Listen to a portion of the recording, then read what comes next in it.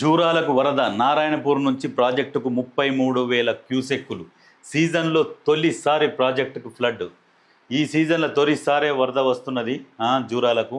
అయితే ఆల్మట్టికి 84,000 క్యూసెక్కుల వరద వస్తే 50,000 క్యూసెక్కులు విడుదల చేశారు. నారాయణపూర్కు 52,370 క్యూసెక్కుల వరద వస్తే దిగువకు 37,000 రిలీజ్ చేసిరు. కృష్ణా క్యాచ్మెంట్లో క్రమక్రమంగా పెరుగుతున్న నదీ ప్రవాహం, గోదావరి బేసిన్లోని లోయర్ గోదావరిలోనూ పెరిగిన వరద. అయితే ఫస్ట్ ఇప్పుడే ఈ వరద వస్తున్నది. వరదని కొద్ది కంట్రోల్ చేసి ఆపి ఈసారి కొద్దిగా వర్షాలు లేవు. ఎలినినో కారణం వల్ల వర్షాలు పడలేదు.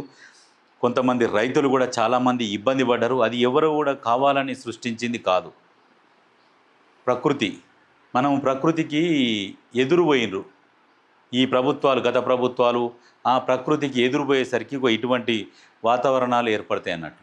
అడవులను నరికివేసి, చెరువులను పూడ్చేసి, ఈ కాలువలు ఉంటే ఏదైతే చెరువులలోకి వచ్చే ఏరియాలు ఉంటాయో, క్యాచ్మెంట్ ఏరియాలు, ఇవన్నీ వాటిలల్లో ఈ చెరువులలోకి వచ్చే ఏరియాలను మొత్తం నాలాలను కబ్జా చేసి ఇవన్నీ కడితే ఎక్కడుంటుంది?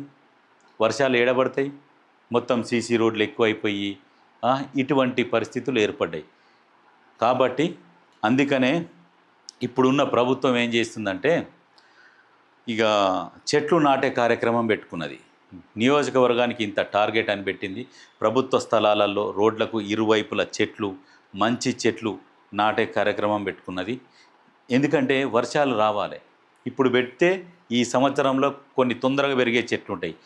ఎన్ని చెట్లు పెరిగితే అంత మంచిది. వాతావరణం కూడా చల్లగా ఉంటుంది, మన కంట్రోల్లో ఉంటుంది. సమయానికి వర్షాలు కురుస్తాయి.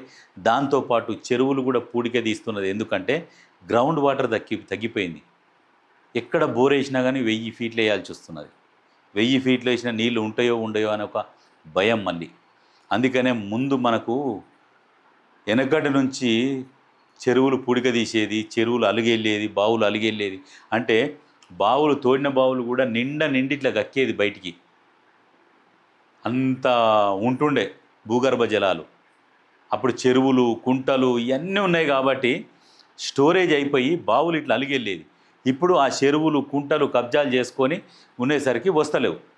అందుకనే ప్రజలు కూడా ఆలోచన చేసి ఎక్కడన్నా ఏదైనా అక్రమాలు జరుగుతుంటే దాన్ని ప్రభుత్వం దృష్టికి తీసుకురండి, బాగుంటుంది.